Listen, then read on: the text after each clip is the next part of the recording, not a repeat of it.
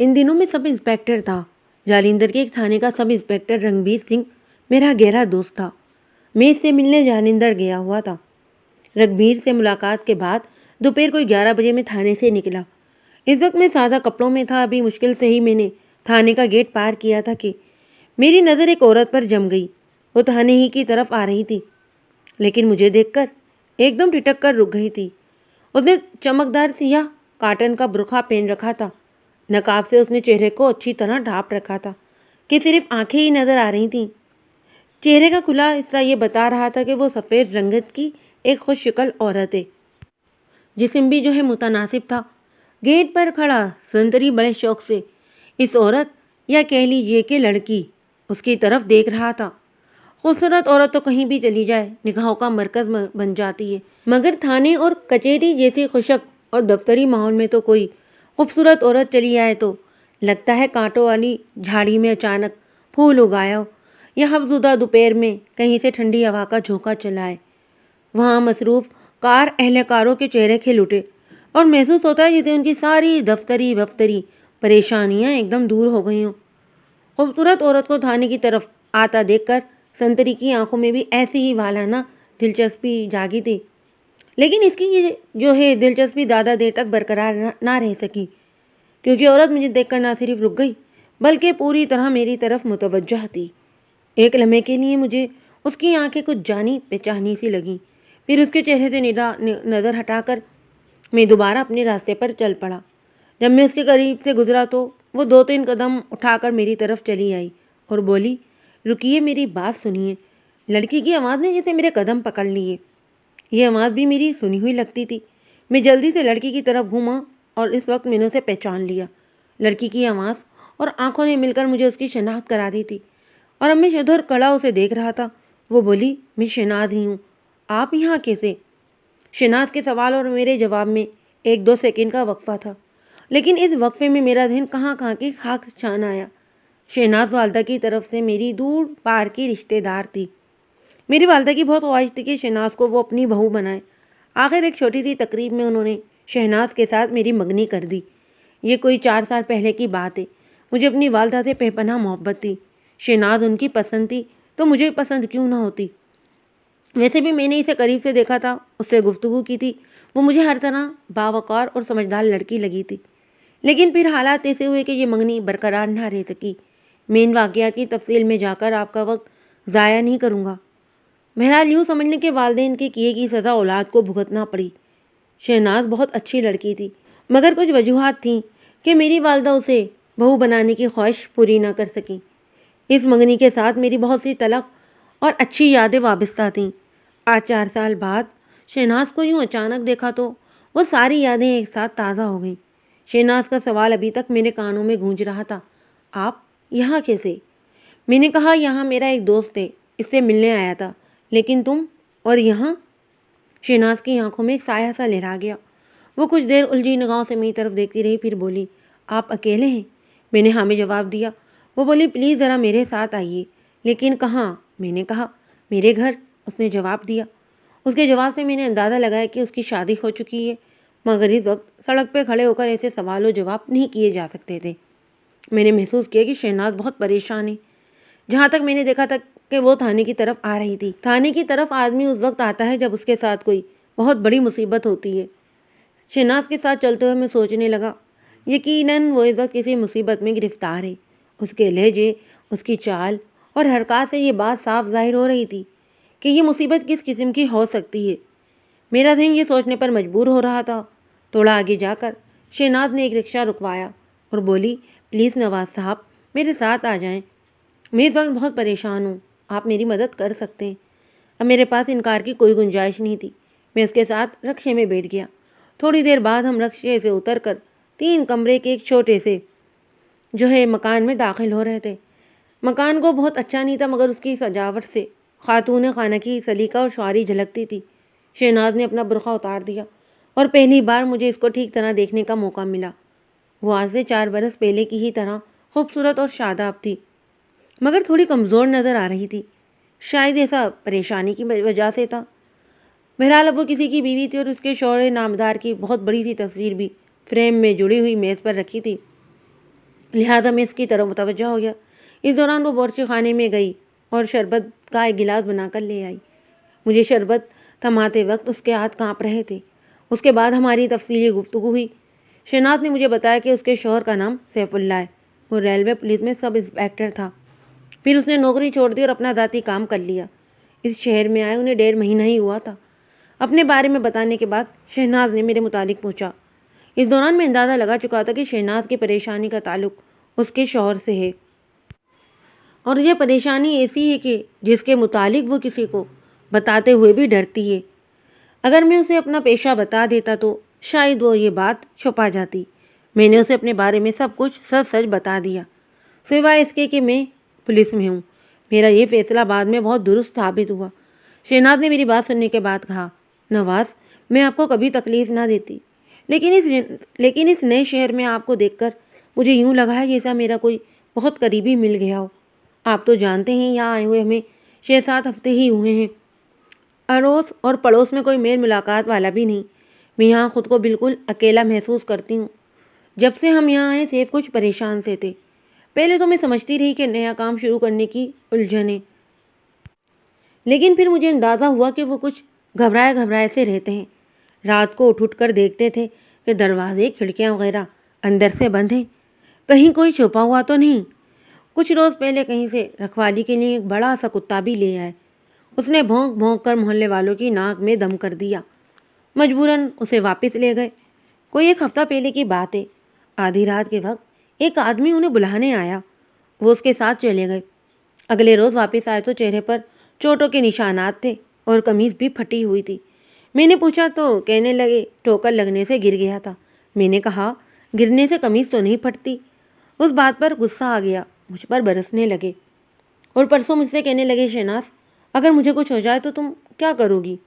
میں نے اس بات پر انہیں بہت ڈانٹا تو بات گول کر گئے۔ کل صبح پھر وہی آدمی انہیں لینے آیا۔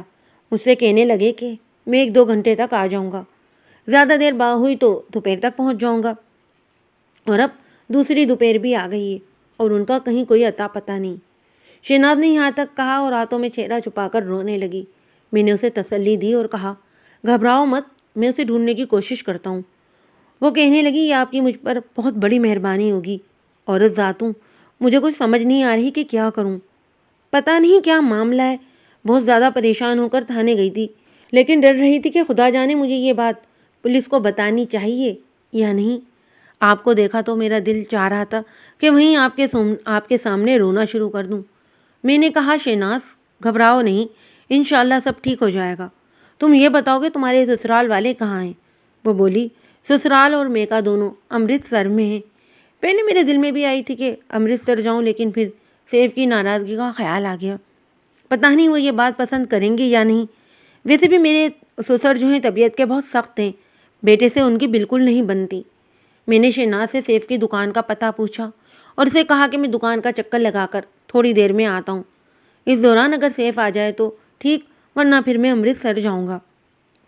شہناز سے رخصت ہو کر میں سیدھا تھانے پہنچا۔ رگبیر سنگھ نے مجھے دوبارہ اپنے سامنے دیکھ کر حیران رہ گیا۔ میں اسے بتا کر گیا تھا کہ 10-15 روز کے لیے شملہ جا رہا ہوں۔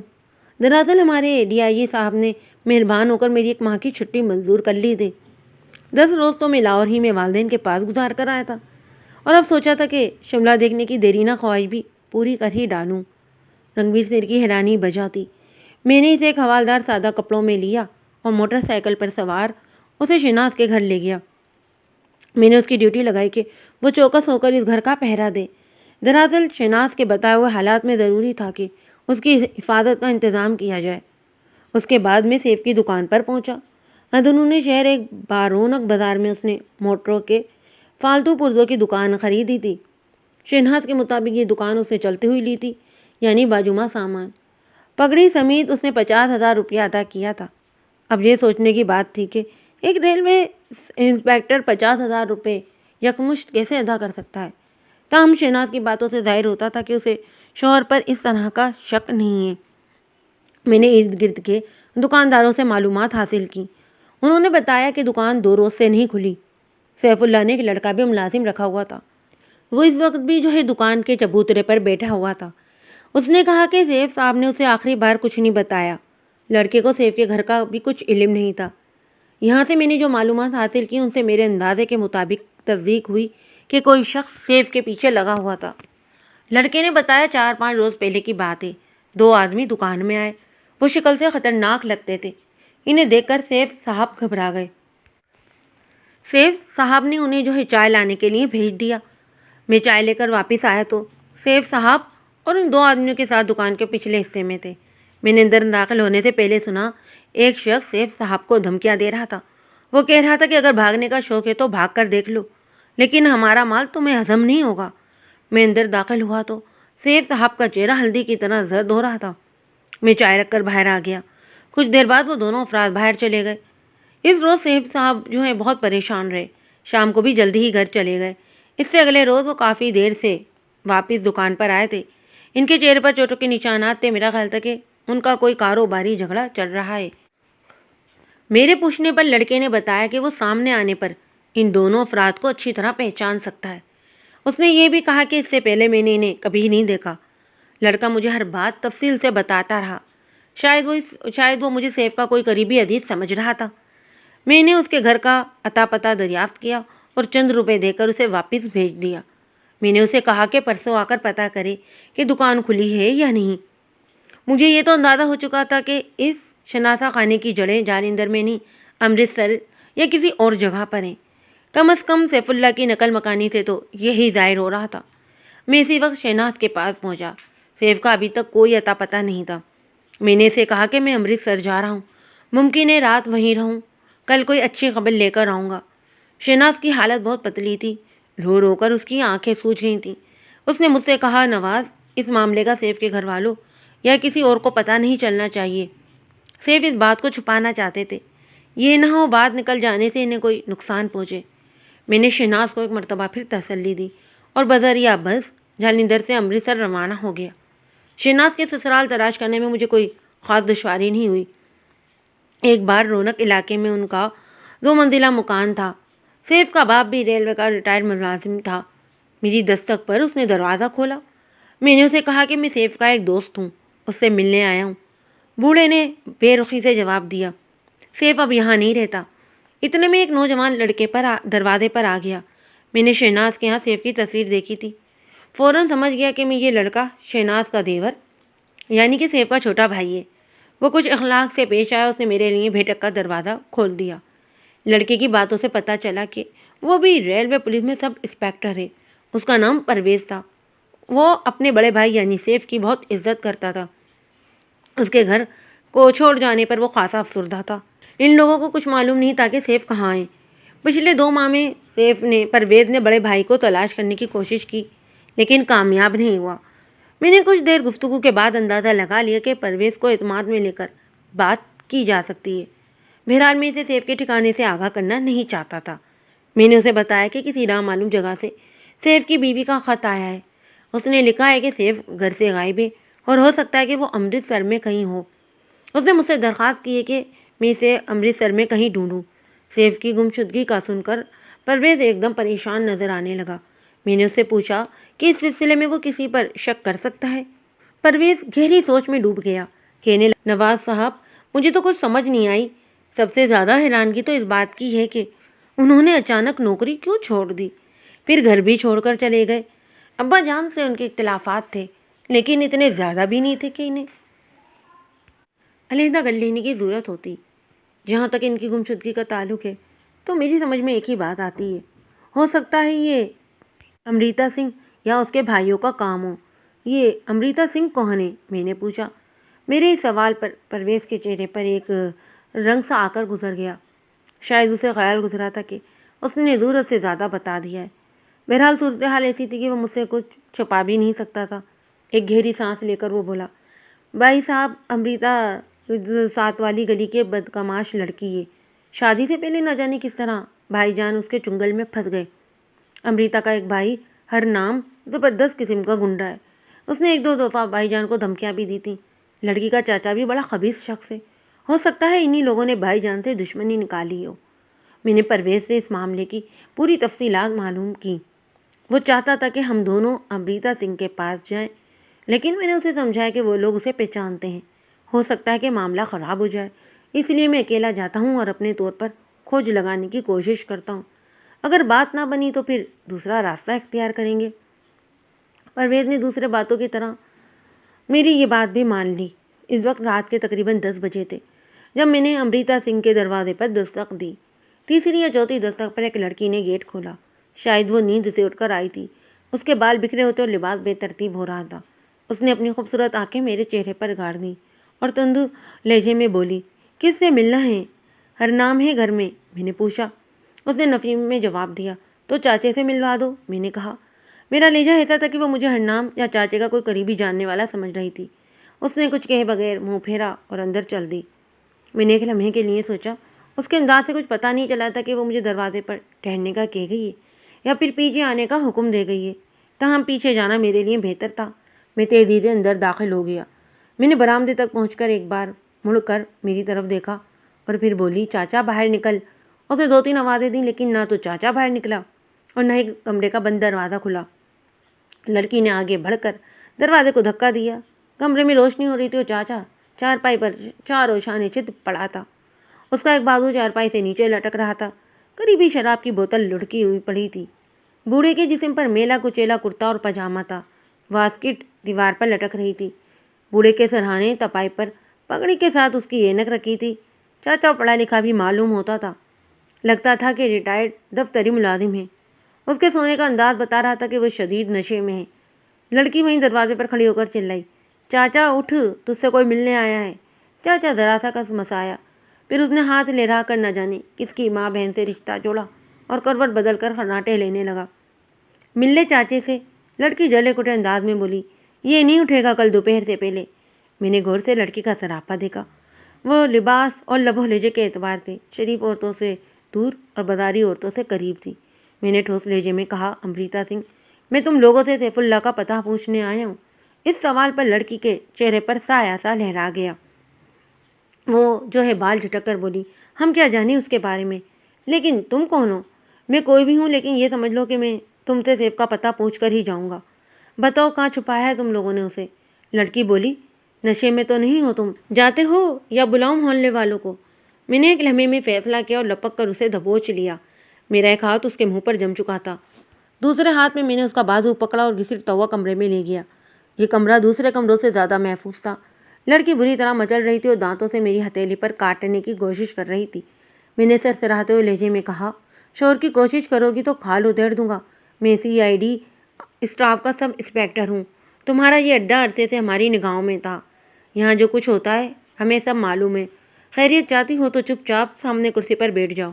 और हाँ, ये बात जहन से निकाल दो कि शोर करके मोहल्ले वालों को बुला लोगी और मुझ पर दस्ते दराजी का इल्ज़ाम लगाओगी। हमारे आदमी बाहर मौजूद हैं। अब लड़की की आंखों में खौफ नजर आ रहा था। मैंने उसके होंठों से हाथ हटाया तो वो बोली, तुम झूठ बोलते हो। मैंने उसका शक रफा करने के लिए एक जोर का थप्पड़ उसके मुंह पर जमा दिया। वो लड़खड़ाकर कुर्सी पर गिर गई। मैंने अपना शनाख्ती कार्ड उसकी झोली में फेंक दिया जिस पर मेरी तस्वीर लगी थी। लड़की का चेहरा जर्द हो गया। वो हकलाकर बोली, इंस्पेक्टर साहब, गुरु जानता है हम बेगुनाह हैं। किसी ने हमारे खिलाफ शरारत की है। हम शरीफ लोग हैं। मैंने कहा, एक तो वो शरीफ है तेरा चाचा जो 60 रुपए वाली बोतल विलायती शराब पीकर लेटा हुआ है, और दूसरा तेरा भाई हरनाम जो आखिरी शो देखकर आने वालों के लिए कहीं मोर्चा लगाकर बैठा होगा ताकि उनकी घड़ियां उतरवा सके और उनकी जेबें साफ कर सके। लड़की को अब यकीन आ चुका था कि मैं वाकई पुलिस वाला हूँ और ज़रूरत से ज़्यादा जानता हूँ। उसने कोशिश करके अपनी घबराहट पर काबू पाया और बोली, इंस्पेक्टर साहब, आप तो इतने गुस्से में हैं, आपसे बात करते हुए भी डर लगता है। ज़रा आराम से बैठे, मैं आपके लिए चाय बनाती हूँ। इसकी आंखों में पोशीदा पैगाम में साफ पड़ सकता था। ये आंखें कह रही थीं, मैं खूबसूरत हूँ। फिर वो बल खाकर कुर्सी से उठी और बड़ी बेखौफी से मुस्कुराकर बोली, इंस्पेक्टर साहब, आप बैठे तो सही। यही वो लम्हा था जब मैं उसे मुकम्मल तौर पर अपने असर में ले सकता था। मेरा एक हाथ एक बार फिर घूमा और धन्नाटे का थप्पड़ उसके गाल पर पड़ा। इस दफ़ा वो चकरा कर रह गई और जल्दी से खुद ही कुर्सी पर बैठ गई। मैंने उसके हाथों से अपना कार्ड छीनते हुए कहा, मैं ज़रा दूसरी तरह का आदमी हूँ। ज़्यादा चालाक बनोगी तो शिकल बिगाड़ दूंगा। आखिर चाहते क्या हो तुम? वो रोते हुए बोली, सिर्फ सैफुल्लाह का पता। अगर ये बता दोगी तो तुम्हारे दूसरे जुर्मों की सज़ा कुछ कम भी हो सकती है, या हो सकता है कि मैं किस्सा ही गोल कर जाऊं। वो आंसू बहाती हुई बोली, गुरु की कसम इंस्पेक्टर, मुझे इसके बारे में कुछ नहीं पता। तो ठीक है, میں نے دروازے کی طرف بڑھتے ہوئے کہا، میں اپنے ساتھیوں کو بھی اندر بلا لیتا ہوں، باقی باتیں تھانے میں ہوں گی۔ وہ لپک کر میرے سامنے لرزاں آواز میں بولی، انسپکٹر، سیف کے گم ہونے سے ہمارا کوئی تعلق نہیں، لیکن میں تمہیں ایک ایسے شخص کا نام بتا سکتی ہوں جو سیف کا پرانا دشمن ہے۔ اگر اس شہر سے کسی نے اسے اغوا کیا ہے تو وہ وہی ہو سکتا ہے۔ اس کا نام مختار علی ہے۔ وہ اسٹیشن کے علاقے میں ایک ہوٹل چلاتا ہے۔ میں نے کہا، تجھے ان دونوں کی دشمنی کا کیسے علم ہے، جبکہ کسی اور نے مجھے یہ بات نہیں بتائی؟ میرے ذہن میں پرویز کا خیال آیا تھا، اگر کوئی ایسی بات ہوتی تو وہ مجھے ضرور بتاتا۔ لڑکی بولی، اس بات کا علم جو ہے مجھے اس لیے ہے کہ سیف نے مجھے خود بتایا تھا۔ وہ جن دنوں یہاں آیا تھا اس نے کہا تھا کہ مختار علی ہم دونوں کے پیار کا دشمن ہے۔ میں محسوس کر رہا تھا کہ لڑکی بتا کم رہی ہے اور چھپا زیادہ رہی ہے۔ بہرحال اس وقت یہ معلومات بھی کافی تھیں۔ یہ بات تو میں جان ہی چکا تھا کہ یہاں عیاشی کا اڈا کوئی نہیں چلاتا، نہ ہی ان لوگوں نے یہاں کوئی منشیات چھپا رکھی ہے۔ یہ ماڈرن اور دولت مند بننے کی کوشش میں بگڑا ہوا ایک گھرانہ تھا۔ لڑکی آنکھ مٹک کے لگاتی تھی۔ ایک بھائی راہزنی کی چھوٹی موٹی وارداتیں کرتا تھا اور چاچا شراب نوشی کی لت کا شکار تھا۔ لڑکی کے دوسرے بھائی ہو سکتا ہے کہ کوئی درمیانے درجے کا کاروبار کرتے ہوں۔ میں نے تھوڑا سا اور دباؤ ڈالا تو لڑکی نے مختار علی کے بارے میں ایک اور بھی انکشاف کر دیا۔ یہ انکشاف میری توقع کے عین مطابق تھا۔ لڑکی نے بتایا کہ مختار علی ہوٹل کی آڑ میں دراصل جوا خانہ چلاتا ہے۔ مختار علی کی طرف روانہ ہونے سے پہلے میں نے لڑکی کو ڈرایا دھمکایا کہ یہ باتیں وہ صرف اپنے تک محدود رکھے، ورنہ اس کے حق میں برا ہوگا۔ لڑکی نے فوراً اقرار کر لیا۔ وہ سمجھ چکی تھی کہ یہ CID انسپکٹر اس سے کوئی رعایت نہیں برتے گا۔ امرتا سنگھ کے گھر سے میں سیدھا مقامی تھانے پہنچا۔ ہندو SHO پیشہ ورانہ گرم جوشی سے ملا۔ میں نے اپنا تعارف کروایا اور بتایا کہ میں مختار علی کے اڈے پر چھاپہ مارنا چاہتا ہوں۔ اس کے لیے مجھے کچھ آدمیوں کی ضرورت ہے۔ ہندو SHO کا رنگ کچھ پھیکا پڑ گیا۔ میں سمجھ گیا کہ مختار علی اور SHO میں بھائی بندی ہے۔ مختار علی اسے ماہانہ پہنچاتا ہوگا اور SHO اس کے بدلے اس کے اڈے کے پاس سے آنکھ بند کر کے گزر جاتا ہوگا۔ میں ہندو مسلم اتحاد کی اس اعلیٰ مثال کو نیست و نابود نہیں کرنا چاہتا تھا، اس لیے اجازت لے کر چل دیا۔ ہندو انسپکٹر نے جاتے جاتے مجھے روک لیا اور کہنے لگا، نواز خان، دراصل مختار علی بڑا ہی پہنچ والا آدمی ہے۔ اس کے ہوٹل پر چھاپہ مارنا آسان نہیں۔ بہرحال میں ایسا کرتا ہوں کہ تمہارے ساتھ کچھ سادہ کپڑوں والے کو حوالے کر دیتا ہوں۔ امید ہے کہ تمہارا آدمی مل جائے گا۔ اگر نہ ملا تو پھر سرکاری کارروائی کر لیں گے۔ میں نے اس کی تجویز مان لی کیونکہ کچھ نہ کچھ ہونے سے کچھ کرنا بہتر تھا۔ SHO نے مضبوط ہاتھ پیر کے 3 آدمی میرے ساتھ کر دیے۔ جاتے جاتے اس نے پھر تاکید کی کہ مختار علی کوئی معمولی شخص نہیں، خطرناک مجرم ہے۔ کوشش کرنا کہ معاملہ خراب نہ ہو پائے۔ جس وقت میں مختار کے ہوٹل کی طرف روانہ ہوا رات کے 12 بجنے والے تھے۔ پہلے تو میرا خیال تھا کہ سیف کے بھائی پرویز کو بھی ساتھ لے لوں گا، لیکن پھر میں نے یہ ارادہ ترک کر دیا۔ تھانے سے میں سیدھا ہوٹل پہنچا۔ بڑے سے دروازے پر مختار ہوٹل اینڈ ریسٹورینٹ کا بورڈ آویزا تھا۔ اندر لموترے حال میں جو ہے اکا دکا میزوں پر گاہک بیٹھے تھے۔ میں بھی چپ چاپ ایک میز پر جا بیٹھا۔ میں سوچ رہا تھا کہ مختار علی کیوں کر سیف کو اغوا کر سکتا ہے۔ سیف کے ملازم لڑکے نے بتایا کہ یہ کوئی لین دین کا معاملہ ہے، جبکہ سیف اور مختار علی میں رقابت کا تعلق تھا۔ میں بیٹھا سوچتا رہا اور سگریٹ پیتا رہا۔ تھوڑی دیر بعد میرے ساتھی آئے اور ایک علیحدہ میز پر جا کر بیٹھ گئے اور چائے کا آرڈر دینے لگے۔ میں نے غور سے ہوٹل کا جائزہ لیا۔ کاؤنٹر کے پیچھے ایک پہلوان نما شخص بیٹھا تھا اور وہی مینیجر کے فرائض انجام دے رہا تھا۔ میں نے اس سے جا کر مختار کے متعلق پوچھا۔ وہ بڑے غور سے میرا چہرہ دیکھنے لگا۔ کیا کہا میں تجھے مختار صاحب سے؟ اس نے بدتمیزی سے پوچھا۔ میں نے کہا میں لاہور سے خاص طور پر ان سے ملنے آیا ہوں۔ ایک بندے کو ملازم رکھوانا ہے۔ اس وقت مختار صاحب نہیں مل سکتے۔ وہ خشک لہجے میں بولا، مگر میرا ملنا ضروری ہے۔ میں نے اصرار کیا۔ اس شخص نے مجھے شکی نظروں سے گھورا اور بولا، کس نے بھیجا ہے تمہیں؟ کیا نام ہے تمہارا؟ اس سے پہلے کہ میں کوئی جواب دیتا، کاؤنٹر کے پیچھے پردہ ہلا اور ایک لمبا تڑنگا خطرناک صورت والا آدمی اندر آ گیا۔ پہلوان نما شخص نے میری طرف اشارہ کرتے ہوئے کہا، کہتا ہے مختار صاحب سے ملنا ہے، کسی کو ملازم رکھوانا ہے، اور مختار صاحب کو جانتا بھی نہیں۔ ابھی مختار صاحب اس کے سامنے سے گزر کر اندر گئے ہیں۔ مجھے پہلی بار اپنی غلطی کا احساس ہوا۔ لمبے تڑنگے شخص نے کڑی نظروں سے مجھے گھورا، پھر موٹے شخص سے کہنے لگا، تلاشی لے اس کی۔ موٹا گھوم کر کاؤنٹر سے باہر نکلا اور اس نے سیدھا میرے نیفے پر ہاتھ ڈالا۔ یہاں پسٹل کا ابھار صاف محسوس ہو رہا تھا۔ یہ لوگ میری توقع سے زیادہ ہوشیار تھے۔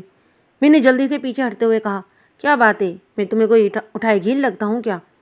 لمبے شخص نے ایک لفظ کہے بغیر ہاتھ بڑھایا اور میرے بال مٹھی میں جکڑ لیے، لیکن یہ حرکت اسے بہت مہنگی پڑ گئی۔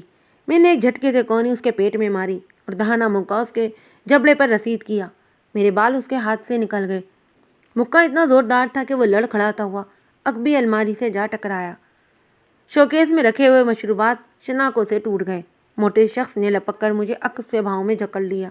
میں نے دیکھا کہ کونے کی میز پر بیٹھے ہوئے میرے ساتھی بھی اٹھ کھڑے ہوئے ہیں، مگر اس سے پہلے کہ جنگ و جدل سے بھرپور فلم شروع ہو جاتی، میرا مکہ کھانے والے لمبے شخص نے پہلوان کو ہاتھ سے اشارہ کیا اور اس نے مجھے چھوڑ دیا۔ یہ لمبا شخص، جو دراصل ہوٹل کا مینیجر بھی تھا، انتہائی خطرناک گنڈا تھا۔ مکہ کھانے کے بعد وہ مجھے خود سبق سکھانا چاہتا تھا۔ نہایت پھرتی سے کاؤنٹر سے چھلانگ لگا کر میرے سامنے آیا۔ اس کے ہاتھ میں چاقو تھا۔ گاہک چیختے چلاتے باہر کے دروازے کی طرف بھاگے۔ لمبے شخص کا انداز بتا رہا تھا کہ وہ چاقو پکڑنا ہی نہیں، استعمال کرنا بھی جانتا ہے۔ ہونٹوں سے نکلنے والا خون اس کی گردن کو بھگو رہا تھا۔ یہ سرخی اس کے حلیے کو اور بھی خوفناک بنا رہی تھی۔ بھاگ جاؤ یہاں سے، بھاگ جاؤ! بیرونی دروازے سے مجھے ڈری ڈری آواز میں کسی بوڑھے نے مشورہ دیا۔ میں دیکھ رہا تھا کہ میرے تینوں ساتھی ابھی تک ہوٹل میں موجود ہیں۔ وہ چند گز کے فاصلے پر کھڑے تعجب سے میری طرف دیکھ رہے تھے۔ ان کی ایک جھلک یہ بتانے کے لیے کافی تھی کہ وہ سخت خوفزدہ ہیں۔ شاید انہیں توقع نہیں تھی کہ اتنی جلدی اتنی خطرناک صورت پیدا ہو جائے گی۔ لمبے شخص نے نہایت مشتاقی کا مظاہرہ کرتے ہوئے مجھے خالی ہاتھ سے چکما دیا اور چاقو سر سے آتا ہوا میری پسلیوں کو چھو کر گزر گیا۔ بچنے کی کوشش میں میز پر گرا۔ گرتے کے ساتھ ہی میں نے کروٹ بدلی اور چاقو کا دوسرا وار لکڑی کے تختے پر پڑا۔ دوسرے اور تیسرے وار کے درمیان اتنا کم وقفہ تھا کہ میں خود کو بچانے میں ناکام رہا اور چاقو کا پھل میری کلائی میں پیوست ہو گیا۔ تکلیف کی شدت نے میرے جسم میں انگارے بھر دیے۔ میں نے ایک ٹھوکر متقابل کو رسید کی جو کہ اس کے منہ پر پڑی۔ کوئی عام شخص ہوتا تو ایسی ضرب کھا کر قدموں پر کھڑا نہ رہ سکتا، لیکن وہ بخت ذرا سا لڑکھڑایا اور پھر چنگھاڑ کر چاقو میرے چہرے کی طرف لایا۔ اس کا وار بے مثال تھا۔ یوں لگتا تھا کہ میں مقناطیس ہوں اور میری بے پناہ کشش چاقو کو بار بار اپنی طرف کھینچ رہی ہے۔ اگلے 30 سیکنڈ میں اس نے مجھ پر مسلسل کئی وار کیے، اتنی تیزی اور عطر سے کیے کہ بار بار موت میری آنکھوں کے سامنے ناچ گئی۔ خوش قسمتی سے ایک کرسی میرے ہاتھ آ گئی اور میں اسے ڈال بنا کر مسلسل اپنا دفاع کر رہا تھا۔ ہوٹل کے دروازے پر اب مجمع لگ چکا تھا اور لوگ بڑے خوف و ہراس کے عالم میں یہ تماشا دیکھ رہے تھے۔ آخر میرا داؤ چل گیا۔ یوں ہی مقابل کا وار کھا لی گیا۔ میں نے پنجوں کے بل کھڑے ہو کر اس کرسی کو سر سے اٹھایا اور پوری طاقت سے اس کے سر پر دے مارا۔ کرسی کے کوئی 10 ٹکڑے ہوئے اور متقابل ڈگمگا گیا۔ میں نے میز سے سالن کی بھری ہوئی ایک پلیٹ اٹھا کر اس کے منہ پر دے ماری۔ اس کی آنکھوں میں مرچیں بھر گئیں اور وہ پاگلوں کی طرح چیخنے لگا۔ اسے کچھ نظر نہیں آ رہا تھا۔ وحشت میں وہ چاروں طرف چاقو گھمانے لگا۔ میں نے ایک اور کرسی اس کے سر پر توڑی اور پھر عقب سے ایک ٹانگ جما کر ایسی جمائی کہ وہ لڑکھڑاتا ہوا باتھ روم کے دروازے سے ٹکرایا اور اندر گر کر بے ہوش ہو گیا۔ میں نے ہانپتے ہوئے اسے چاروں طرف دیکھا۔ ہوٹل کباڑ خانے کا منظر پیش کر رہا تھا۔ دروازے پر ابھی تک لوگ سکتے کے عالم میں کھڑے تھے۔ سیڑھیوں پر سے 2 آدمی آہستہ آہستہ نیچے اتر رہے تھے۔ ان میں سے ایک آدمی کے کہکہے نے سکوت کو توڑا۔ میں نے غور سے اس شخص کی طرف دیکھا۔ اس کی عمر 40-45 سال کے لگ بھگ تھی۔ آدھے بازو کی قمیض اور پتلون سے اس کا کسرتی جسم جھلک رہا تھا۔ اس کے دائیں رخسار پر زخم کا ایک طویل گہرا نشان تھا۔ وہ کس کماش کا آدمی یہ نشان ظاہر کرتا تھا؟ مجھے سمجھنے میں یہ دیر نہیں لگی کہ یہی مختار علی ہے۔ مختار علی کے ساتھی پر میری نظر پڑی تو میں بھونچا رہ گیا۔ وہ سیف اللہ تھا۔ وہ دونوں ساتھ ساتھ نیچے اتر رہے تھے۔ مختار علی نے میرا کندھا تھپتھپایا تو اس کے منہ سے شراب کے بھپکے نکل رہے تھے۔ شاباش جوان، وہ خوش دلی سے بولا۔ گلباز خان کو لمبا لٹا کر تم نے ہم سب کو حیران کر دیا۔ مان گئے۔ کہاں سے آئے ہو تم؟ جہلندر سے، میں نے کہا۔ مجھے معلوم ہوا تھا کہ سیف صاحب یہاں پر ہیں۔ سیف نے چونک کر میری طرف دیکھا۔ اس سے میرے اس خیال کی تصدیق ہو گئی کہ یہی سیف ہے۔ سیف نے حیرانی سے کہا، تمہیں کس نے بھیجا ہے؟ آپ کے بھائی پرویز نے۔ وہ خود بھی آپ کی تلاش میں ہیں۔ آپ کے گھر والے سخت پریشان ہیں۔ سیف نے خاموش نظروں سے مختار علی کو گھورا۔ مختار نے کہا، چلو سیف اندر چلتے ہیں۔ آ جاؤ جوان تم بھی، وہیں باتیں ہوں گی۔ میں مختار اور سیف کے ساتھ سیڑھیاں چلتا ہوا اوپر چلا آیا۔ ہوٹل کے ملازمین گلباز خان کو ڈنڈی ڈولا کر کے جو ہے باتھ روم سے باہر لا رہے تھے۔ تمام نظریں مجھ پر جمی ہوئی تھیں۔ ایک سجے سجائے کمرے میں پہنچ کر مختار علی اور سیف اللہ باتوں میں مصروف ہو گئے۔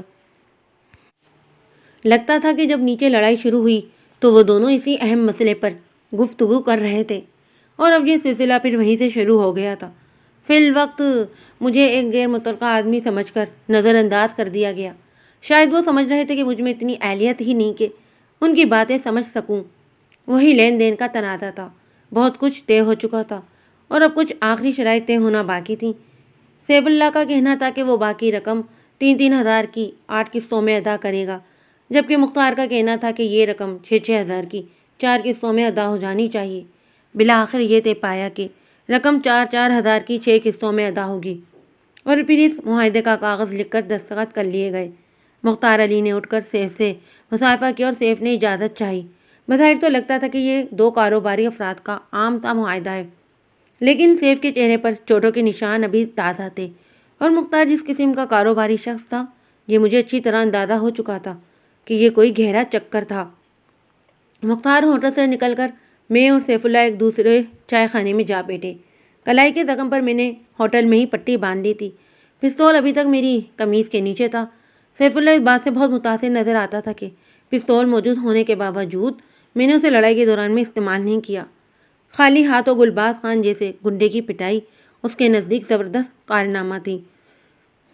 چائے خانے کی کڑوی کسیلی چائے کی چسکیاں لیتے ہوئے میں نے سیف کو اپنے خوف سے آگاہ کیا۔ میں نے اسے بتایا کہ شہناز ہماری ایک دور کی رشتے دار ہے۔ جب یہ لوگ لاہور میں تھے ہمارا ایک دوسرے کے گھر آنا جانا تھا۔ کل دوپہر جالندھر میں اچانک شہناز نے مجھے دیکھا اور روک لیا۔ اس نے مجھے اپنی پریشانی سے آگاہ کیا اور مدد مانگی۔ وہ پولیس کے پاس نہیں جانا چاہتی تھی، اس لیے میں خود تمہاری تلاش میں روانہ ہوا۔ اس سلسلے میں تمہارے بھائی پرویز سے بھی ملنا پڑا۔ میں امریتا سنگھ کا قصہ گول کرنا چاہتا تھا، لیکن سیف ایک گھاک شخص تھا۔ اس نے مجھ سے پوچھ ہی لیا کہ مختار کا پتہ مجھے کیسے ملا۔ بہرے طور میری پوری بات سن کر وہ بہت متاثر ہوا۔ میری دلیری نے تو اسے پہلے ہی قائل کر لیا تھا اور اب اسے یہ بھی پتہ چل گیا تھا کہ میں ایک اچھا دوست ثابت ہو سکتا ہوں۔ پوچھنے لگا جالندھر میں کیا کر رہے تھے؟ مجھے اس معاملے میں جرم کی بو آ رہی تھی، اپنے بارے میں ٹھیک بتانا درست نہیں تھا۔ نوکری کی تلاش میں ہوں، شاید کہیں جو ہے مجھے نوکری مل جائے۔ کہنے لگا تم تو اچھے خاصے آدمی ہو، کلرک بن کر کیا کرو گے؟ نوکری کا زیادہ ہی شوق ہے تو فوج میں چلے جاؤ، نہیں تو پولیس میں چلے جاؤ۔ کانسٹیبل بھی اچھی خاصی روٹی کما لیتے ہیں۔ میں نے کہا یار ایسی روٹی بہت تنگ کرتی ہے۔ بولا ساری دنیا کھاتی ہے، اس کے بغیر گزارا ہی نہیں میرے یار۔ میں 5 سال پہلے ریلوے میں رہا ہوں، ایسے تماشے دیکھیں گے خدا کی پناہ۔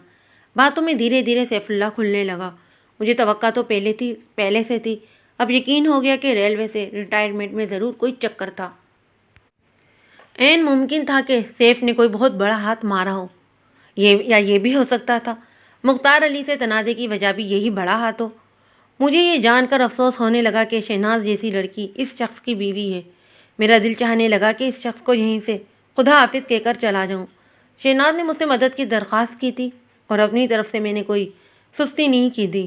اب سیف مل گیا تھا اور گھر واپس جا رہا تھا، مجھے بھی واپس چلے جانا چاہیے تھا۔ پتہ نہیں یہ کیا معاملہ تھا، ہو سکتا تھا کہ آگے چل کر میں لاتعلق نہ رہ سکتا۔ میں نے سیف سے کہا کہ بھائی صاحب اب مجھے جانے کی اجازت دو۔ اس نے کہا یہ کسی صورت نہیں ہو سکتا، تمہیں میرے ساتھ گھر چلنا ہوگا۔ میری بیوی کہے گی کہ گم ہونے والا آ گیا اور ڈھونڈنے والا گم ہو گیا۔ بہت اصرار کر کے سیف مجھے اپنے ساتھ لے کر آ گیا۔ میں محسوس کر رہا تھا کہ اس اصرار کے پیچھے کوئی اور وجہ بھی ہے۔ شاید سیف مجھ سے کوئی کام لینا چاہتا تھا۔ وہ دیکھ چکا تھا کہ ہوٹل میں نے ایک نامی گرامی گنڈے کی ٹھکائی لگائی ہے۔ بعض پیشوں میں ایسے حد چٹ لوگوں کی بہت قدر ہوتی ہے۔ ہم نے باقی کی رات بس اڈے کے اسی چائے خانے میں گزاری اور اگلے صبح جالندھر کے لیے روانہ ہو گئے۔ میں چاہتا تھا کہ پرویز کو سیف کے ملنے کی اطلاع دے دی جائے، لیکن سیف رضامند نہیں ہوا۔ اس کا کہنا تھا کہ وہ جالندھر سے اسے تار دے دے گا۔ سیف اللہ نے اصرار کیا کہ جب تک مجھے نوکری نہیں ملتی میں ان کے گھر میں رہوں۔ ایک انجانے تجسس کی وجہ سے میں نے بھی زیادہ انکار نہیں کیا۔ میری ابھی 15 دن کی چھٹی باقی تھی اور اس چھٹی کا اہم استعمال بھی میرے ذہن میں نہیں تھا۔ میں ان لوگوں کے ہاں منتقل ہو گیا۔ 1 ہفتے قیام کے بعد دونوں میاں بیوی مجھ سے کافی گھل مل گئے۔ میں دیکھ رہا تھا کہ شہناز اپنے شوہر کی بے حد عزت کرتی ہے۔ اس بیچاری کی نزدیک وہ ایک محنتی اور ایماندار شخص تھا جو وقتی طور پر کاروباری مشکلات کا شکار تھا، جبکہ حقیقت اس کے برق اور کھاتی تلخ تھی۔ میرے قیافے کے مطابق سیف کسی جرم کی دلدل میں پھنسا ہوا تھا اور یہ دلدل اسے آہستہ آہستہ نگل رہی تھی۔ میں نے خود کو سیف کے سامنے ایک سیدھا سادہ سا بے روزگار خود کو ظاہر کیا۔ جان بوجھ کر میں نے اسے مواقع دیے کہ وہ خود کو مجھ سے برتر سمجھنے لگا۔ یہی احساس برتری اسے بعض اوقات ایسی بات کہنے پر مجبور کر دیتی جسے وہ ایک پولیس والے کے سامنے کہنے کا سوچ بھی نہیں سکتا تھا۔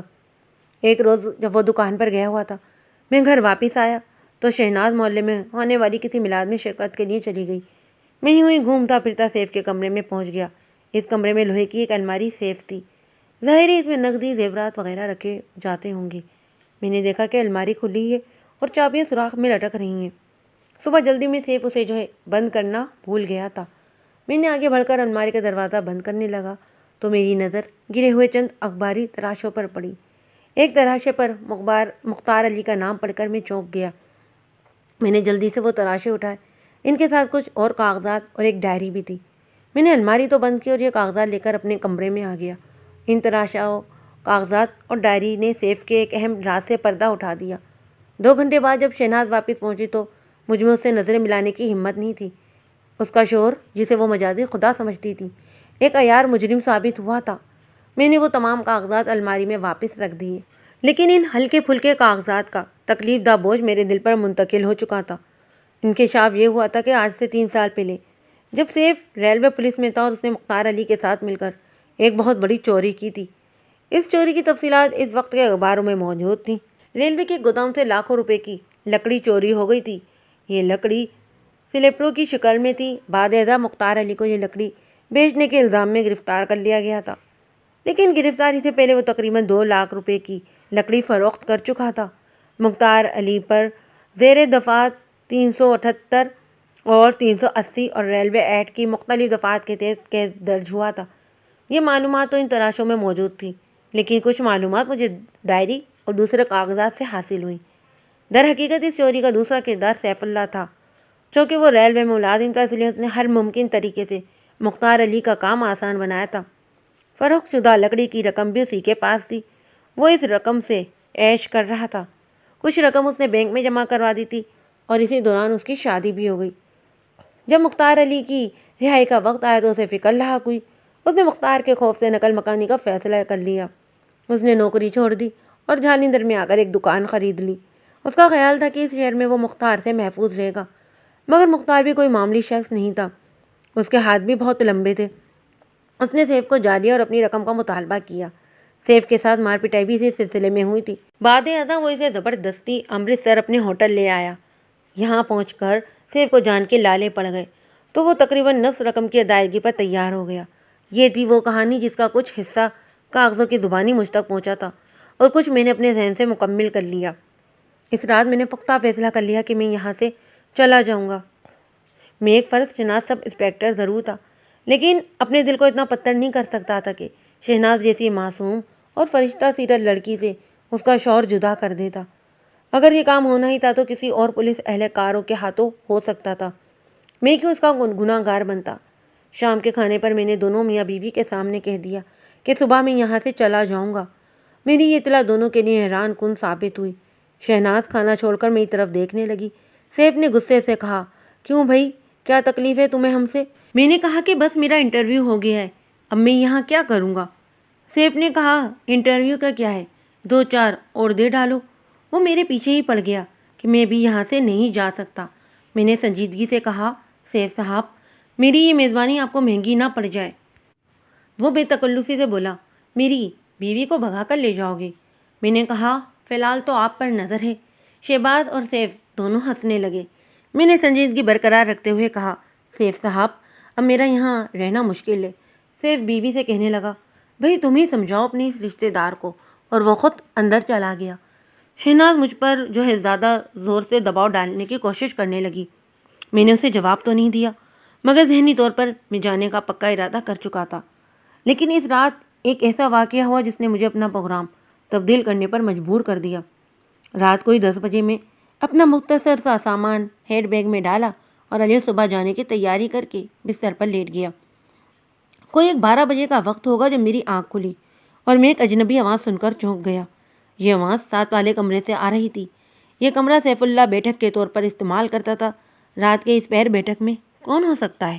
میں نے حیرانی سے سوچا۔ باتیں کرنے کا انداز بھی کچھ پراسرار سا تھا۔ تجسس سے مجبور ہو کر मैं चारपाई से बेआवाज उतरा।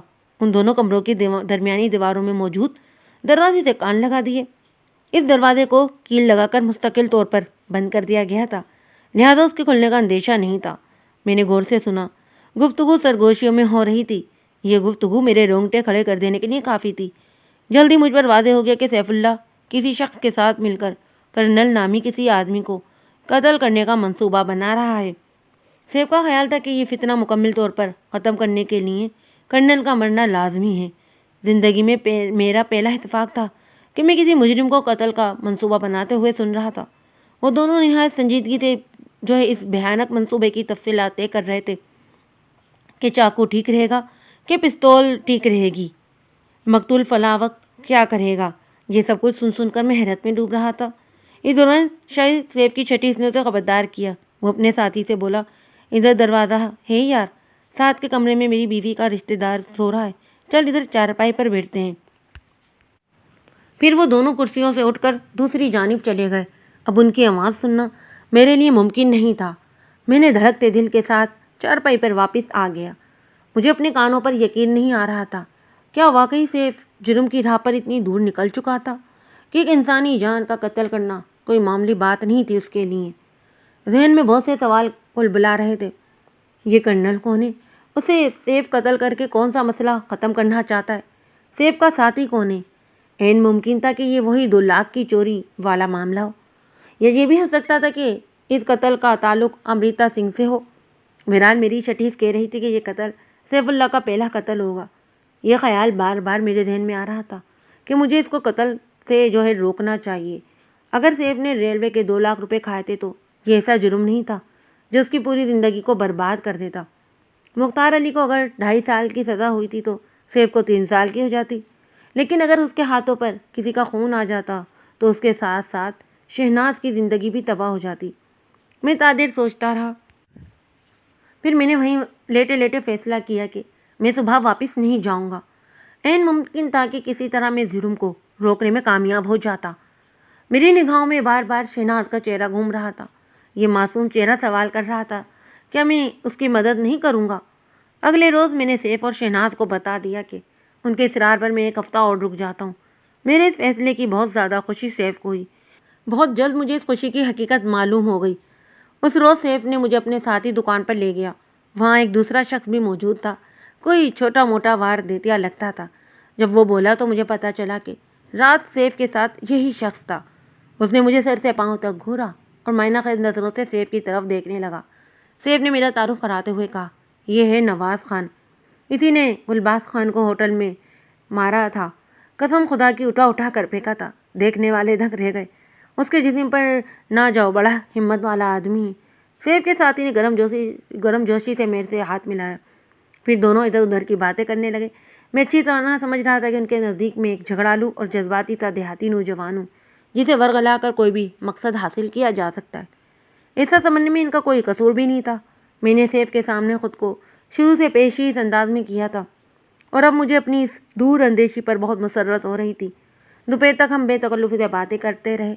मैं समझ रहा था कि सैफुल्लाह आहिस्ता आहिस्ता मुझे किस तरफ ले जा रहा है। आपको सुनकर हैरत होगी कि वो मुझसे कत्ल करवाने के चक्कर में था। दोपहर के खाने के बाद उसने शराब की एक बोतल मंगवाई। दुकान के एक भी हिस्से में बैठकर उसने मुझे भी पीने की दावत दी, लेकिन मैंने खुद को इस लानती शक्ल से बचाने में कामयाब रहा। बातों बातों में बिला आखिर सैफ के दिल की बात उसकी जुबान पर आ ही गई। कहने लगा, यार नवाज, ज़िंदगी ना तो दुकानदारी से बनती है और न ही नौकरी और मेहनत से। ज़िंदगी तो बनती है हिम्मत से। क्यों शेरे, ठीक कह रहा हूँ ना? शेरे ने अपनी मोटी गर्दन हिलाकर शराब को हलाल किया। इसका मुख्तसर सैफ ने खुले लफ्ज़ों में मुझसे कहा कि मैं एक शख्स का काम तमाम कर दूँ तो वो मुझे माला माल कर देगा। उसने कहा, नवाज, ये काम मैं खुद भी आसानी से कर सकता हूँ, लेकिन चूँकि उससे मेरी दुश्मनी है इसलिए इल्ज़ाम मुझ पर आ सकता है। तुम्हारी तरफ किसी का ध्यान भी नहीं जाएगा। तुम्हें सोए हुए बंदे पर सिर्फ एक गोली चलाना होगी और खिड़की में से कूदकर वापस आ जाना होगा। बस 40,000 रुपया तुम्हारी जेब में पहुंच जाएगा। वो बहुत देर तक मुझे समझाता रहा और मैं बहुत देर तक सोचता रहा। आखिर में मैंने एक डरे डरे लहजे में कहा, अगर कोई ऐसी सूरत पैदा हो गई कि मैं पकड़ा गया तो? शहरे ने एक कहका लगाया और मेरे कंधे पर धप मार कर बोला, किसी बात करता है यार, हम किस लिए हैं? खुदा की कसम پہلی بیشی پر ہی ضمانت نہ کروا لوں تو نام میرا شہرا نہیں۔ میں نے شہرے کی طرف دیکھا، اس کی شان میں ایک موٹی سی گالی میرے دل کی گہرائی سے نکل گئی۔ کم بخت کس طرح شہر کا ماما بن کر مجھے تسلیاں دے رہا تھا، حالانکہ مجھے یقین تھا کہ کوئی کانسٹیبل بھی اسے پکڑ لیتا تو جان چھڑانی مشکل ہو جاتی اسے۔ ایسے کنگلوں کا تو جوتے مار مار کر بھرکس نکال دیتے ہیں تھانے والے۔ مجھے اس کی شکل دیکھ کر منڈی بہاؤالدین کے ایک نوائی گاؤں کا وہ رسا گیر یاد آ گیا جو اسی کی طرح ناکام شہرا تھا اور جس نے ایک سکھ ایس ایچ او کی مار سے بچنے کے لیے اپنی کنواری بہن پولیس چوکی بھیج دی۔ بعد ازاں میں نے اس لڑکی کو شرابی ایس ایچ او کے چنگل سے نجات دلائی تھی۔ میں نے سیف کے ساتھی سے کہا، شیر محمد صاحب، یہ نہ کوئی پکی شہادت پڑ جائے یا میں موقع پر ہی پکڑا جاؤں تو؟ شیرا سینہ پھلا کر بولا، او یار، ہم نے تجھے یار کہا ہے، یار مار نہیں بنیں گے۔ سیف بولا، ایسی بات تو دل میں بھی نہ لاؤ نواز خان، لیکن فرض مال کچھ ایسا ہوا بھی تو میں 30,000 والا وکیل ٹھگ سے تمہارے پاس بھیج دوں گا۔ سیف اور شیرا جانتے تھے کہ میں بے روزگار ہوں، اس لیے وہ مجھے ہر طرح سے پیسے کا جھانسا دے رہے تھے۔ آخر میں نے ان کے سامنے ہتھیار ڈال کر نیم رضامندی کا اظہار کر ہی دیا۔ اس اظہار کے بعد اصل منصوبے پر بات شروع ہوئی اور اس مرحلے پر مجھ پر انکشاف ہوا کہ کرنل دراصل مختار علی کا ہی بگڑا ہوا نام ہے۔ اس کا پورا نام مختار علی عرف کرنل تھا۔ سیف مجھ سے مختار علی کو گولی مروانا چاہتا تھا۔ میرا ذہن تیزی سے سوچنے لگا۔ اس کا مطلب تھا کہ سیف اللہ معاہدے کے مطابق مختار کو اس کے حصے کی باقی رقم نہیں دینا چاہتا تھا، لیکن ایک بات الجھن میں ڈال رہی تھی۔ اگر سیف نے اسے قتل ہی کرنا تھا تو پھر 50,000 روپے یکمشت اسے کیوں دیے؟ اب تو صرف 24,000 روپے کی رقم باقی تھی اور وہ بھی قسطوں میں ادا کرنی تھی۔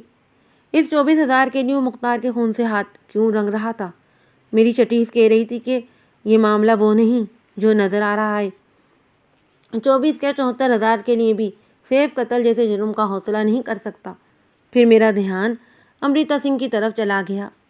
کہیں وہ یہ چکر تو نہیں تھا؟ امرتا نے بتایا تھا کہ مختار علی ان دونوں کے پیار کا دشمن تھا۔ اگر یہ اسی رکاوٹ کا شاہسانہ تھا تو یقینی بات تھی کہ سیف اب بھی امرتا کے پاس آتا جاتا ہے۔ دوسری طرف وہ اپنی بیوی سے بھی محبت کرتا تھا۔ میری سمجھ میں کچھ نہیں آ رہا تھا۔ میں نے کہا، سیف صاحب، میں ایک شرط پر یہ کام کر سکتا ہوں۔ آپ پہلے مجھے یہ بتائیں کہ آپ مختار علی کو قتل کیوں کروانا چاہتے ہیں؟ سیف ہنس کر بولا، تم اب اپنے جگر بن گئے ہو، بتا دیں گے تمہیں بھی، لیکن اس کام کے بعد۔ وعدہ رہا۔ میں نے بہت کوشش کی لیکن وہ اتنا کچا نہیں تھا۔ شاید وہ چاہتا تھا کہ پہلے میں جرم کی دلدل میں پھنس جاؤں، پھر وہ مجھے اپنے راز سے آگاہ کرے۔ اب میرے سامنے 3 راستے تھے۔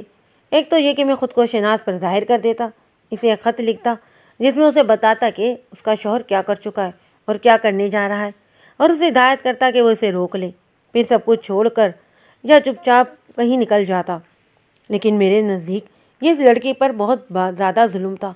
کوئی بڑی بات نہیں تھی کہ سیف کو روکنے کی کوشش میں وہ خود اس کے ہاتھوں قتل ہو جاتی۔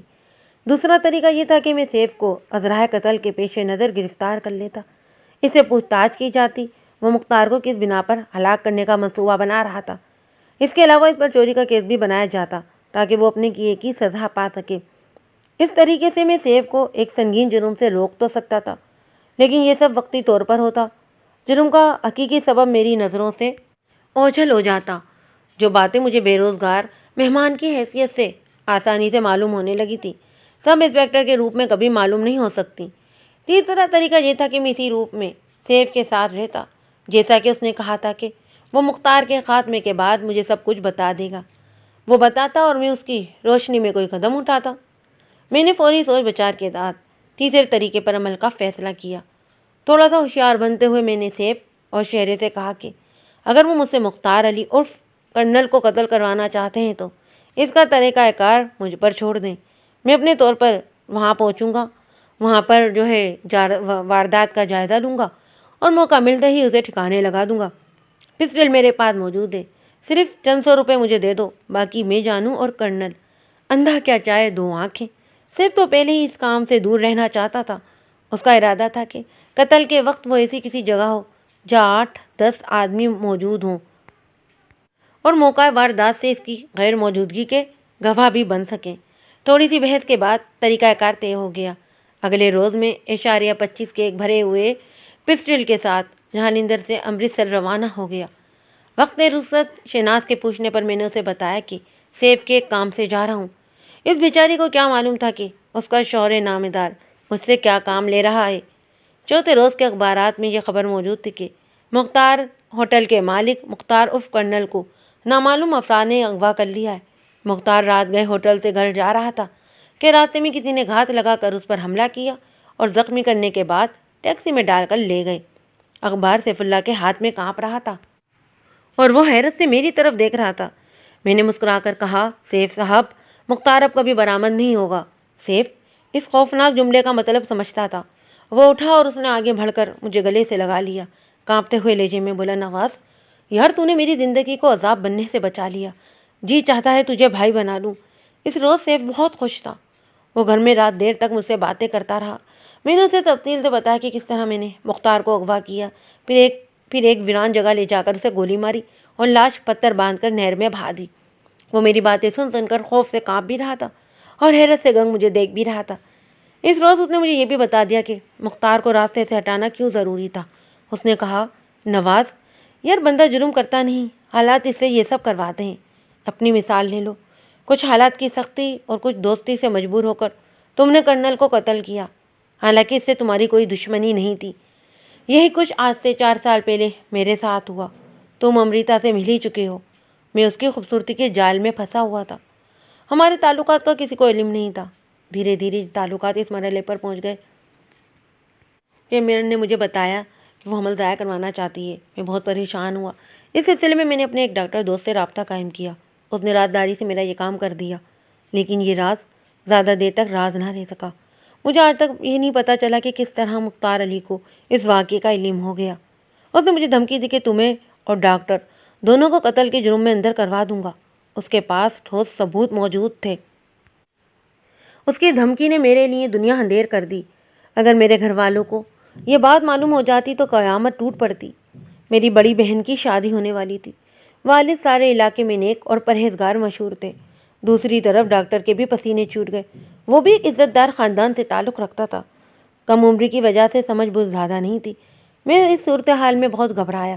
مختار علی نے میری اس مجبوری کا فائدہ اٹھایا اور مجھے اپنے اشاروں پر نچانے لگا۔ میں ان دنوں ریلوے میں نیا ملازم ہوا تھا۔ وہ مجھ سے چھوٹے چھوٹے ناجائز کام کروانے لگا۔ مجھے اس وقت پتہ چلا جب میں گردن تک اس دلدل میں دھنس چکا تھا۔ پھر اس نے لکڑی کے چوری کرنے کا پروگرام بنایا۔ یہ چوری اسے تو لے بیٹھی، لیکن مجھے اس جنجال سے نکلنے کا موقع فراہم کر گئی۔ ویسے بھی میں فطری طور پر اس مزاج کا آدمی نہیں ہوں۔ شادی کے بعد میرے اندر باعزت زندگی کی خواہش اور تیز ہو گئی تھی۔ مختار علی کو کورٹ سے 2.5 سال قید کی سزا ہوئی۔ میں اس دوران آئندہ زندگی کی منصوبہ بندی کرتا رہا۔ بالآخر میں نے نوکری چھوڑ دی اور شہناز کے ساتھ یہاں چلا آیا۔ لیکن جیسا کہ تم جانتے ہو، مختار نے میرا پیچھا نہیں چھوڑا اور رہا ہونے کے بعد چند ماہ میں اس نے مجھے یہاں ڈھونڈ لیا۔ اس نے مجھ سے فروخت شدہ لکڑی کی رقم کا تقاضا کیا۔ جیسے بھی ہو سکا میں نے اسے رقم دے دی اور باقی رقم قسطوں میں دینے کا وعدہ کیا۔ مگر بات یہیں پر ختم نہیں ہوئی۔ مختار علی اب بھی میری جان بخشنے کو تیار نہیں تھا۔ وہ مسلسل مجھے بلیک میل کرنا چاہتا تھا۔ ریلوے کے محکمے میں اس کی دال بہت گلتی تھی، اور اب میرا چھوٹا بھائی پرویز جو ہے ریلوے میں، اس کا کہنا تھا کہ جو کام اس کے لیے پہلے میں کرتا تھا اب وہ پرویز کرے۔ میں نے سمجھ لیا کہ جیتے جی اس بلا سے چھٹکارا ممکن نہیں۔ اگر میں اپنی اور شہناز کی زندگی کو محفوظ بنانا چاہتا ہوں تو اس موذی کا خاتمہ بہت ضروری ہے۔ اور میرے بھائی، تم نے یہ کام کر دکھایا۔ باتوں میں وقت کا پتہ ہی نہیں چلا۔ رات بہت ہو گئی تھی۔ اچانک دروازے پر دستک ہوئی۔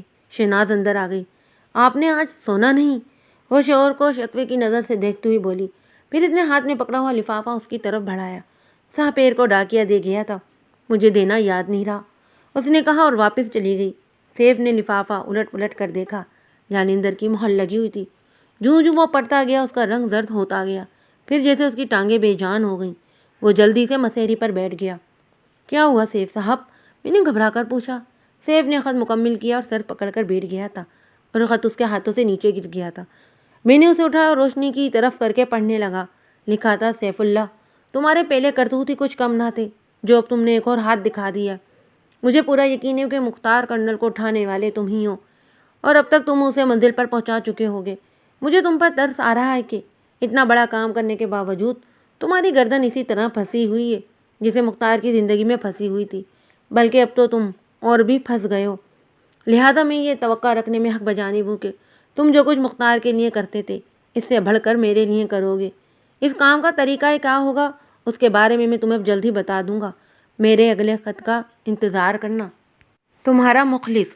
خط لکھنے والے نے کو احتیاط کا مظاہرہ کرتے ہوئے اشاروں کی زبان استعمال کی تھی، لیکن اگر وہ سیدھی سیدھی بات بھی کرتا تو اس سے زیادہ کچھ نہیں سمجھا جا سکتا تھا۔ خط پڑھ کر میں بھی شدھر رہ گیا۔ اس کا مطلب تھا کہ مختار عرف کرنل اصل مجرم نہیں تھا، بیچ کا آدمی تھا۔ اس کے علاوہ بھی کوئی شخص تھا جسے سیف کا کچا چھٹا سب معلوم تھا۔ یہ شخص کون ہو سکتا ہے؟ پہلا سوال میرے ذہن میں یہی ابھرا، اور یہی سوال سیف کی آنکھوں میں بھی نظر آ رہا تھا۔ اس سوال کا جواب حاصل کرنا سیف کے نزدیک مشکل ہو سکتا تھا، میرے نزدیک نہیں۔ وہ رات سیف پر یقیناً بہت بھاری تھی۔ مجھے برآمدے سے ساری رات اس کے قدموں کی چاپ سنائی دیتی رہی۔ جاگتا تو میں بھی رہا، لیکن میری سوچوں کا رخ مختلف تھا۔ صبح ناشتے کے بغیر سیف کسی کام سے نکل گیا۔ میں بھی جلد از جلد جانے کی تیاری کر رہا تھا کہ شہناز میرے کمرے میں چلی آئی۔ اس کی آنکھوں میں عجیب طرح کی اجنبیت نظر آ رہی تھی۔ بولی، نواز صاحب کہاں جا رہے ہو؟ میں نے کہا، ایک جگہ انٹرویو ہے۔ وہ بولی، دیکھیے نواز صاحب، میں نے اس روز آپ کو تھانے کے سامنے اس لیے آواز دی تھی کہ ایک میں مشکل میں گرفتار تھی اور آپ کی مدد چاہتی تھی، لیکن مجھے لگ رہا ہے کہ میں نے یہ قدم اٹھا کر ایک دوسری مصیبت میں گرفتار ہو گئی ہوں۔ اگر آپ برا نہ مانیں تو میں یہ کہوں گی کہ مجھے سیف اور آپ کا گٹھ جوڑ بالکل پسند نہیں۔ نہ جانے مجھے کیوں لگ رہا ہے کہ آپ دونوں کسی غلط راستے پر جا رہے ہیں۔ کیا میں پوچھ سکتی ہوں کہ آپ کی ہتھیلی پر یہ پٹی کیسے بندھی ہے؟ میں نے بھوکلا کر ہاتھ کی طرف دیکھا۔ در حقیقت میں نے یہ پٹی سیف کو بتانے کے لیے باندھی تھی کہ میں نے سچ مچ مختار علی کو اغوا کیا ہے، اور ایک چوٹ اس کارروائی کے دوران لگی تھی۔ اس سے پہلے کہ میں شہناز کے سامنے کوئی معقول عذر پیش کرتا، اس نے یہ کہہ کر میرے قدموں تلے سے زمین نکال دی کہ وہ کل آنے والا خط دیکھ چکی ہے، اور اس خط کی تحریری سے کسی جرم کی بو آ رہی ہے۔ میں نے شہناز کے سامنے صفائی پیش کرنے کی کوشش کی، لیکن وہ مشرقی عورت کا مکمل روپ دھار چکی تھی۔ وہ عورت جسے اپنا سہاگ سب سے زیادہ عزیز ہوتا ہے، جس کے تحفظ کے لیے وہ ہر رشتے اور ہر جذبے کو عرف غلط کی طرح مٹا دیتی ہے۔ میں کئی دن سے محسوس کر رہا تھا کہ شہناز اب میرے یہاں رہنے سے خوش نہیں ہے، لیکن اس روز اس نے صاف کہہ دیا کہ اگر میرا کام جالندھر میں ختم ہو چکا ہے تو میں واپس چلا جاؤں۔ شہناز کی باتیں بہت تلخ تھیں، لیکن مجھے بالکل بری نہیں لگی۔ میں نے اسے بتایا کہ میں کل یہاں سے جانے کا پروگرام بنا چکا ہوں۔ شہناز سے رخصت ہو کر میں سیدھا تھانے پہنچا۔ میرے پہنچنے تک رنگبیر سنگھ مختار عرف کرنل کی اچھی خاصی مرمت کر چکا تھا۔ اس کے سارے قصبے نکلے ہوئے دکھائی دیتے تھے۔ دراصل مختار علی نہ اغوا ہوا تھا اور نہ قتل۔ اسے میں نے امرتسر سے مقامی پولیس کی مدد سے نہایت خاموشی کے ساتھ گرفتار کیا تھا اور ٹیکسی کار میں ڈال کر جالندھر لے آیا تھا۔ اب وہ رنگبیر سنگھ کے آہنی چنگنے میں تھا۔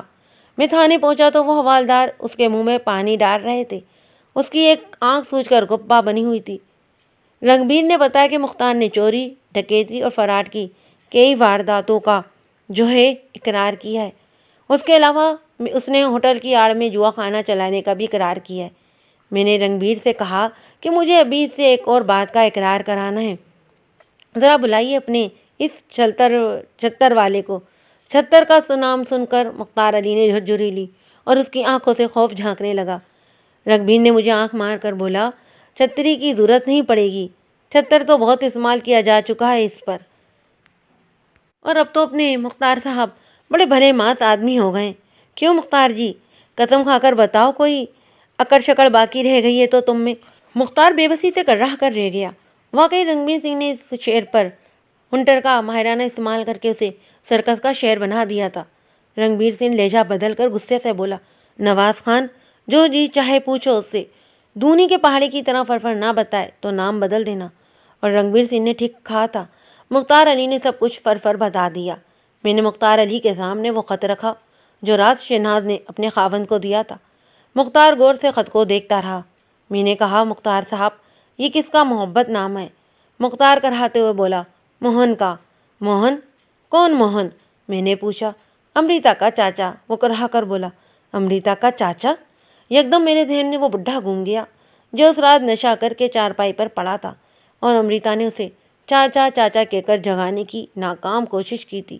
اس کے ساتھ ہی میرے ذہن میں وہ قیمتی ولایتی شراب کی بوتل بھی آ گئی جو گندے فرش پر لڑکی ہوئی تھی۔ میں نے غصے سے کہا، مختارے، مجھے پوری تفصیل سے بتاؤ، یہ خط امرتا کے چاچے نے کیوں لکھا؟ جواب میں مختاری نے ہائے ہائے کر کے اور پانی پی پی کر جو رودات مجھے سنائی، اس سے یہ معلوم ہوا کہ امرتا کے بچے کا راز مختار علی تک پہنچانے والا یہی اس کا چاچا موہن سنگھ تھا۔ سیف اور ڈاکٹر کے سوا صرف اور صرف موہن سنگھ کو معلوم تھا کہ امرتا نے بچہ جو ہے ضائع کروا دیا۔ اس بدبخت نے بھتیجی کے اس اہم راز سے فائدہ اٹھانے اور سیف کو پھنسانے کا سوچا، لیکن یہ کام وہ خود نہیں کر سکتا تھا۔ اس کے لیے اس نے اپنے جگری یار مختار علی کو اپنے ساتھ ملایا۔ اس کی یہ پلاننگ بہت کامیاب رہی۔ ریلوے میں سیف کی پوزیشن سے فائدہ اٹھاتے انہوں نے بہت زیادہ مال بنایا۔ بلیک میلنگ کے اس کاروبار میں وہ دونوں ساجھے دار تھے۔ بالآخر جب مختار عرف کرنل پکڑا گیا تو موہن سنگھ کو سامنے آنا پڑا۔ اسے شک ہو چکا تھا کہ مختار کو سیف نے تنگ آ کر مروا ڈالا ہے۔ اس نے سیف کے پتے پر خط لکھ دیا، یہ جانے بغیر کہ مختار ابھی زندہ ہے اور پولیس کی حراست میں۔ اس کے خط نے مجھ پر ثابت کر دیا کہ اس کام میں مختار تنہا نہیں۔ میں نے مختار سے پوچھ تاچھ کی اور جو نتیجہ نکلا وہ آپ کے سامنے۔ یعنی موہن سنگھ کے چہرے سے اب نقاب اٹھ چکا تھا۔ موہن سنگھ کی گرفتاری بڑی دلچسپ طریقے سے عمل میں آئی۔ خدشہ تھا کہ پولیس کو دیکھ کر وہ بھاگنے کی کوشش نہ کرے۔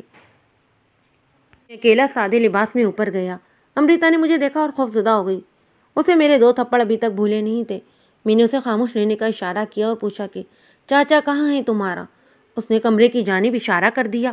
میں نے آہستگی کے ساتھ دروازہ کھولا۔ موہن سنگھ دروازے کی طرف پشت کیے چارپائی پر بیٹھا کچھ لکھ رہا تھا۔ اتفاقاً یہ وہی خط تھا جو اسے سیف اللہ کو پوسٹ کرنا تھا۔ ایک نوجوان لڑکا ساتھ والی چارپائی پر سو رہا تھا۔ غالباً وہ امرتا کا بھائی ہوگا۔ میں نے موہن کو آواز دی تو وہ اچھل پڑا۔ پھر اس نے جلدی سے خط کاپی میں چھپا دیا۔ اینک کے پیچھے سے مجھے گھور کر وہ امرتا کو بے تحاشا گالیاں دینے لگا۔ اسے غصہ تھا کہ امرتا نے کسی کو اندر کیوں آنے دیا، حالانکہ اس نے کہا بھی تھا کہ وہ ایک ضروری کام کر رہا ہے۔ گالیاں بکنا شاید اس کی عادت تھی۔ نوجوان لڑکی کے سامنے وہ ایسی غلیظ خرافات بک رہا تھا کہ وہ غصے اور شرم سے سرخ ہو کر واپس چلی گئی۔ بعد ازاں میرے لیے موہن سنگھ سے اپنا تعارف کروانا، اسے گرفتار کرنا نہایت آسان ثابت ہوا۔ صرف 1 گھنٹے بعد موہن سنگھ قریبی تھانے کی حوالات میں جمع ہو چکا تھا۔ اسی شام 7 بجے کے قریب میں جالندھر میں سیف اللہ کے گھر میں داخل ہوا۔ ایک باوردی ایس آئی اور ہیڈ کانسٹیبل میرے ساتھ تھا۔ شہناز اور سیف مجھے پولیس والوں کے ساتھ دیکھ کر حیران رہ گئے۔ میری ہدایت پر ایس آئی نے سیف کے ہاتھوں پر ہتھ کڑی پہنا دی۔ شہناز حیرت سے میری طرف دیکھ رہی تھی۔ میں نے کہا، شہناز اب تو خوش ہو؟ تمہیں ہمارا گٹھ جوڑ پسند نہیں تھا نا؟ لو میں نے اسے گرفتار کروا دیا۔ شہناز گھبرائی نظروں سے میری طرف دیکھ رہی تھی۔ کون ہو تم؟ وہ ہنسا لہجے میں بولی۔ اس سوال کا جواب دھماکہ خیز تھا۔ ایس آئی نے میرا تعارف کروا دیا تو شہناز کے ساتھ ساتھ سیف بھی بھونچا رہ گیا۔ میں نے ایس آئی کو اشارہ کیا، وہ سیف کو لے کر باہر نکل گیا۔ صحن میں اب زاروں قطار روتی ہوئی شہناز تنہا رہ گئی تھی۔ اسے کچھ سمجھ میں نہیں آ رہا تھا کہ یہ ہوا کیا ہے۔ میں نے کہا، شہناز تمہارے نزدیک اس وقت میں دغا باز شخص ہوں جس نے تمہارے گھر میں رہ کر تمہاری میزبانی سے فائدہ اٹھا کر تم سے تمہارا شوہر جدا کر دیا، لیکن میں صرف اور صرف ایک بات کہوں گا کہ میں نے جو کچھ کیا تمہاری بہتری کے لیے کیا۔ سیف اللہ کو زیادہ سے زیادہ 1.5 سال قید کی سزا ہوگی۔ اس کے بعد وہ گھر واپس آ جائے گا۔ تمہاری خوشیاں پھر سے لوٹ آئیں گی۔ یہ جدائی اس جدائی کے مقابلے میں کچھ بھی نہیں جو وہ تمہیں دینے والا تھا۔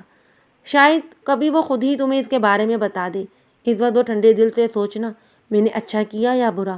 ہو سکتا ہے تمہیں میری نیت کے بارے میں کوئی شبہ ہو، لیکن تمہارا یہ شبہ جلد ہی دور ہو جائے گا۔ آج کے بعد ہماری ملاقات شاید ہی کبھی ہو۔ شہناز نے بھیگی آنکھوں سے میری طرف دیکھا۔ میں نے مسکرا کر خدا حافظ کہا اور باہر نکل آیا۔ اس کے بعد واقعی شہناز سے کبھی میری ملاقات نہ ہوئی۔ ہاں، ایک دفعہ رنگبیر کی زبانی ضرور یہ پتہ چلا کہ سیف کو 1.5 سال قید اور چند ہزار روپے جرمانہ ہوا تھا۔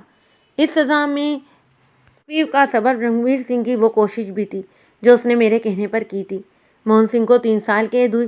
مختار علی عرف کرنل پر چونکہ کئی وارداتیں بھی ثابت ہو چکی تھیں، لہذا اسے مجموعی طور پر 10 سال بامشقت قید سزا سنائی گئی۔ سیف سے جوانی کے جوش میں غلطیاں ضرور ہوئی تھیں، لیکن وہ فطرتاً برا شخص نہیں تھا۔ شاید اسی لیے قدرت نے مجھے وسیلہ بنا کر اسے ایک بہت بڑے جرم سے بچا لیا تھا۔